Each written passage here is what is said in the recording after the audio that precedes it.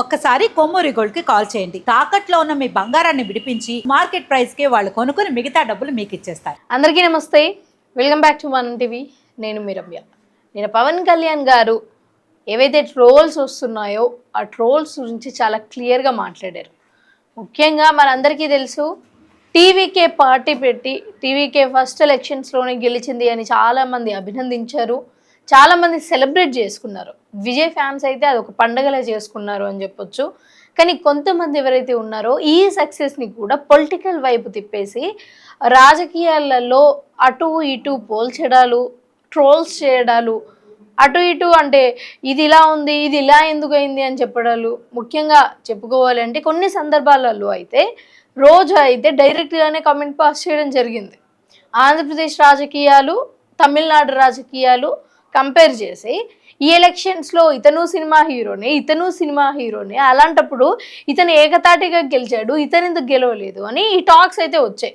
చాలామంది ఆమెను కూడా ఇలా అన్నందుకు కూడా ట్రోల్స్ చేశారు. అయితే పవన్ కళ్యాణ్ గారికి అసలు ఈ అంశం మీద మాట్లాడాల్సిన అవసరం లేదు, బట్ మాట్లాడారు అంటే దాని తీవ్రత పవన్ కళ్యాణ్ గారిపై ఎలా పడి ఉంటుంది అన్నది మనం ఒకసారి ఆలోచించుదాం. సో దానికంటే ముందు ఒకసారి ఈ వీడియో చూద్దాం. ఈ వీడియో చూసాక ఇంకా చాలా క్లియర్గా ఎక్స్ప్లెయిన్ చేసుకుందాం. ఈ మధ్యన పక్క రాష్ట్రంలో అక్కడ ఒక పార్టీ పెట్టి విజయం సాధించి ముఖ్యమంత్రి అవగానే మన ఆంధ్రప్రదేశ్లో చాలా మంది మీరు కూడా అలా చేసి ఉండాల్సిందని చెప్పి నాకు తెగ మెసేజ్లు పంపిస్తా ఉన్నారు. ఊళ్ళో పెళ్లికి ఏదో హడావుడి ఉంటారు కదా,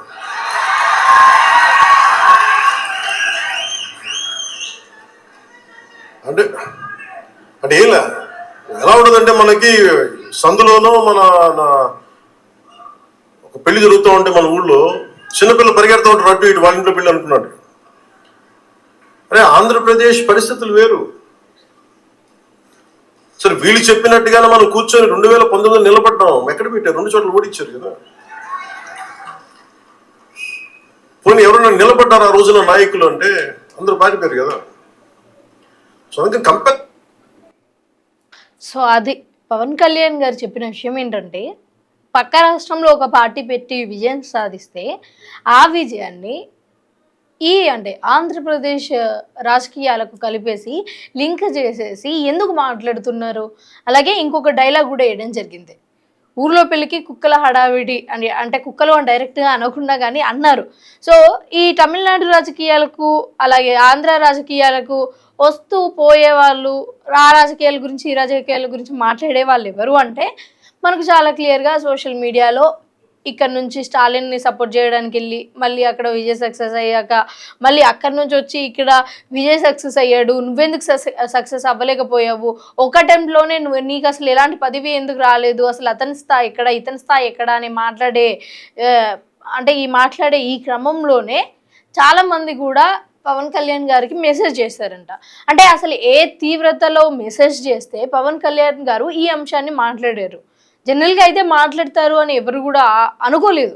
బట్ ఈ విషయాన్ని కూడా అంటే నేను గెలవలేదు, మీరు నన్ను ఇంతలా మెసేజ్ చేస్తున్నారు, పక్క రాష్ట్రం వాళ్ళు గెలిస్తే ఏంటి అన్నట్టుగా ఇట్లా మెసేజ్ చేశారు కాబట్టి దానికి రియాక్ట్ అవ్వాల్సి వచ్చింది.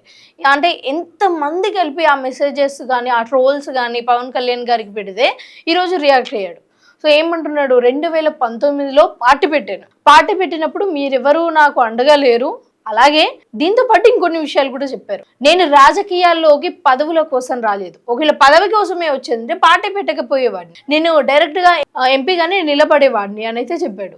ఇంకా ముఖ్యంగా చాలా క్లియర్గా చెప్పిన అంశం ఏంటంటే, నేను రాజకీయాలకు వచ్చింది ప్రజలకు సేవ చేయడానికి, అండ్ గత 10 సంవత్సరాలు పార్టీ పెట్టిన తర్వాత నేను పోరాడుతూనే ఉన్నాను, నాకు ఎలాంటి పదవి కానీ ఏం రాలేదు, అయినా కానీ రౌడీలతో ఎదుర్కొని, రౌడీ షీటర్లను ఎదుర్కొని, అలాగే రౌడీ రాజకీయాలను ఎదుర్కొని, ఇవన్నిటిని ఎదుర్కొని నేను వచ్చాను. ఆంధ్ర రాజకీయాలు వేరు, తమిళనాడు రాజకీయాలు వేరు అని అయితే చెప్పుకొని వచ్చాడు. ముఖ్యంగా ఈ కంపారిజన్ ఇవన్నీ కూడా చేయకూడదు. ఎందుకంటే ఆ రాజకీయాలు ఒకలా ఉంటాయి, ఈ రాజకీయాలు ఒకలా ఉంటాయి. ఒకవేళ నేను సింగిల్గా పోటీ చేయాలి అని ఇంతమంది నాకు మెసేజ్ చేసినప్పుడు 2019లో నేను సింగిల్గానే చేశాను. ఆ 2 ప్లేసెస్లలో నిలబడితే 2 ప్లేసెస్లలో కూడా ఒకదానికి కూడా రాలేదు. అని అయితే చెప్పుకొని వచ్చిండు.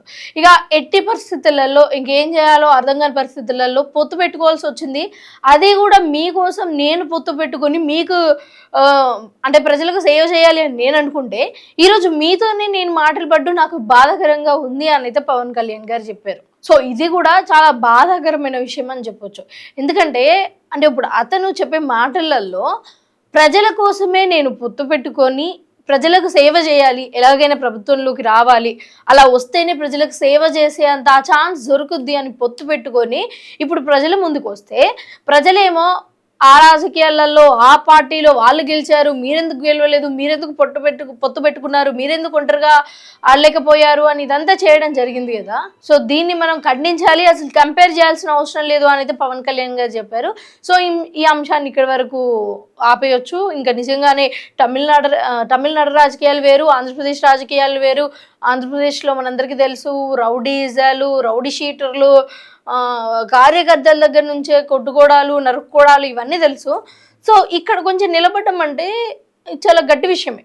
అది కూడా అధికారంలోకి రాకుండా 10 సంవత్సరాలు వెయిట్ చేయడం అంటే ఇంకా గట్టి విషయం. సో దీంతో పాటు సనాతన ధర్మం గురించి కూడా మాట్లాడాడు. సనాతన ధర్మాన్ని ఎవరు కూడా చీల్చలేరు, ఎందుకంటే అది ఒకరో ఇద్దరో స్థాపించింది కాదు, అది అనేక వేల సంవత్సరాల నుంచి అది తరతరాలుగా వస్తూ ఉన్నది.